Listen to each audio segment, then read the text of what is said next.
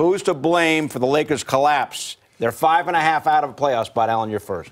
Well, the simple answer is LeBron, but that's wrong. The right answer is Rob Pelinka and Magic Johnson. And the simple thing is are you new to LeBron James? Think about this team. You had 5 straight seasons. They didn't make the playoffs. You luck into getting LeBron because he wanted to move to L.A., and you put together a team with Lance Stevenson, Michael Beasley, JaVale McGee.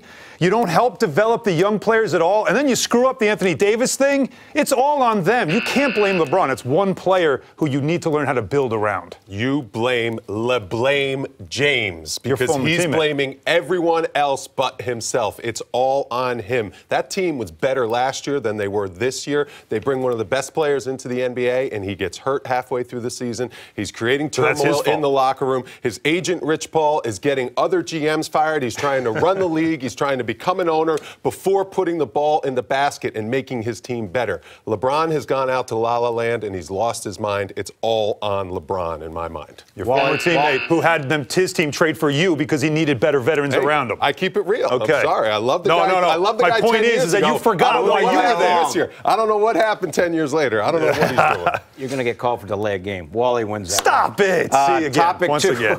Who's going to win the East regular season? The Bucks right now lead the Raptors by 2.5. Who's going to win, Wally? It is going to be the Raptors, no doubt about it. The Raptors have Chicago twice, 2 lock wins. Knicks twice, probably 2 lock wins. The Cavs and Phoenix, their schedule is a lot easier. Giannis Antetokounmpo is injured. He's been run down this season. He's been playing way too many minutes. He's not going to be able to sprint to the finish. Toronto's a much deeper basketball team that has experience in games that they need to win down the stretch. I trust them in the playoffs. I trust them down the stretch of the regular season. They want that number 1 seed. It's going to go through the North, the East. You trust them? Yes. The Raptors? Yes. Have you not paid attention to their history? Is there any history? experience on Milwaukee? Have they ever won a playoff series? I'm just saying you trust Toronto. Regular season. Well, you know what? You're right. They have the second easiest strength of schedule to finish the season. That part's true. Yes. But do you also know that 10 of those last 17 games are where? On the road. What's their road record? Not good. So they are not a lock to win all these games. The Bucks, meanwhile, have 11 of their 18 final games at home where they're 25-5. They are trying to lock this thing up, having an historic season in their new building with their MVP, who's going to finish off the season. They are the top seed, and they'll get the top seed. Allen wins round 2. Good argument. All right. Pascal Siakam has really helped Toronto. So we ask, who's the NBA's most improved player? Siakam, Allen, or D'Angelo Russell, or maybe someone else? Well, no, these are both good candidates, and you can make arguments for either one of them. But Siakam we knew about last year off the bench for the Raptors, so there's not new. He's just growing as a player. D'Angelo Russell was a lottery bust. This is a guy that you figured he was picked number 2, already given up by his team. He's averaging 20 a game. He was an all-star, and now he's about to get paid because he's a restricted free agent. He's an all-star? This is a guy that, to me, is going to be the most important player for this franchise making the playoffs. And yes, an all-star. All right. Thanks for paying attention. Okay. I'm going with Buddy Hield. We just saw Buddy Hield light it up for 28. He went from 13 points a game last year in New Orleans and maybe their 5th or 6th best player to being the best player on a team that is right there to make the playoffs. He's now averaging 21 points a game. His player efficiency has gone from 10 to 18.5 plus. He is playing and he's shooting 44% from the three-point line. I like makers. PER, by the way. What's that? 19 PER for D'Angelo. I like makers that are knocking down jump shots, and that's Buddy Buckets Hield. Right. You got a guy who team might make the playoffs, and the D'Angelo Russell has a team that's in the playoffs right now. And they're not going to be for a while. Good stats, but the lack of all-star confirmation.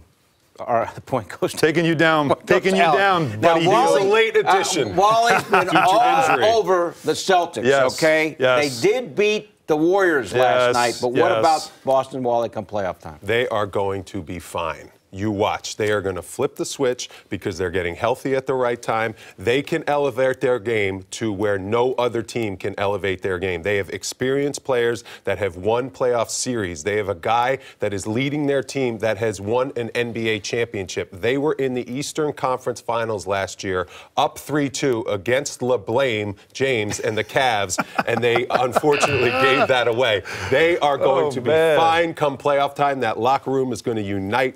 These games don't mean a thing. All right, you know what? The Celtics, by the way, had better not be a 5th seed because they're awful on the road. Despite last night's win, they're still under 500 as a road team. 5th seed right now. Can they beat the Sixers? Beat the Warriors, they have more depth than the Sixers. They're more talented players than the Pacers. However, against the better teams, the Raptors, the Bucks, they're 0-3 on the road against these teams. They have a losing record against those teams. So getting beyond them is going to be the problem. And that's the issue. They're not a good road team. They still have their internal issues. They're the same team. We've seen them all year round. They're going to have problems. There's no lock for them to get out of the East. Too much time from Allen. We're going for Wally. 2-2. Stop it. 5th and deciding question. Here we go. This is fixed. What team in the West is going to give the Warriors the most trouble in the playoffs? Allen, you start. The Rockets. I mean, they're finally healthy. You know, this is, and I hate to say it, but this is who they are. The Rockets are. They should have beaten them last year. They had that series won if James Harden could just not come up small in a big spot and Chris Paul get hurt. So yes, the caveat is,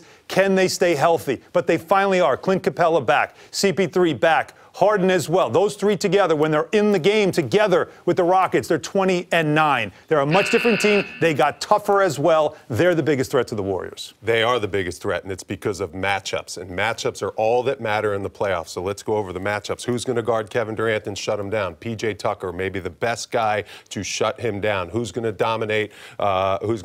Steph Curry? Chris Paul, because he always dominates him in a one-on-one matchup. And nobody is going to guard James Harden because Draymond Green has been banged up. He's been injured. He's not going to be right come playoff time. The team that is the biggest threat to beating the Warriors is the Houston Rockets. Allen is the winner. You cannot agree with the last argument with the one-on-one on the first. Cannot agree. He went first. You are playing for the win. You got to go for the argument. You know what? 1-1 now and one-on-one. All right. This. Nice try. And he was more prepared anyway. He's got a whole computer. I got notes. there. I got notes. I got stats.